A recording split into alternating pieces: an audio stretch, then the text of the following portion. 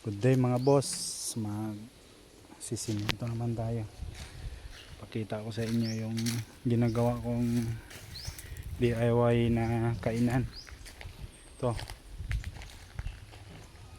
gagawa tayo ng pakainan ng baboy mga idol. Lagyan natin ng mga bakal yan, tapos ang sa gitna saging, tapos ito, bumili tayo ng isang PVC. Ito sila, kaliligo lang nila.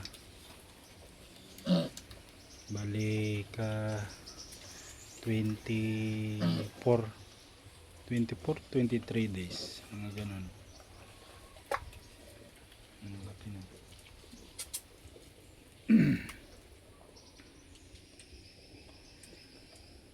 Katatapos lang nila maligo. Ito naman ang sisimentohin natin. Basa ng dumi nila. Hindi na inabot dito yung PVC kasi wala na to budget. Isang PVC lang yung nabili natin. Ito yung mga boss, nilagyan ko ng pako para babalutin natin to mamaya ng bubuhusan natin dyan ng simento para hindi malaglag yung PVC. Yung tinanggalan ko ng tubig, hindi na talaga siya nawala ng tubig. Bumalik naman yung tubig niya, pero hanggang dyan lang yan. Matutuyo na lang siguro yan. Ngayon wala tayo budget pang patong pa dito. Bibilan lang muna natin ng trapal para matabunan lang siya, para pag nagulan hindi na masyadong malagyan ng tubig yung septic tank. Lagyan na lang natin ng trapal yan. Yan lang muna. So mga boss, tapos na tayo maghalo.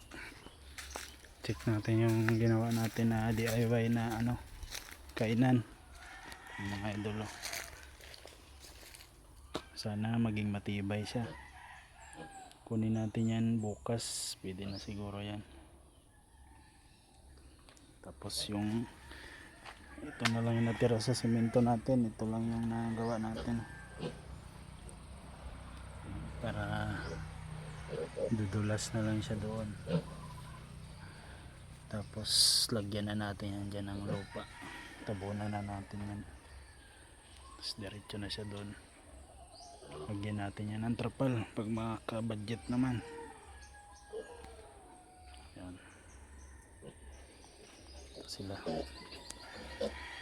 mga mukhang didi. Tataba na nila mga idol. 4 na lang yung bakante dito. May ari na ng 3.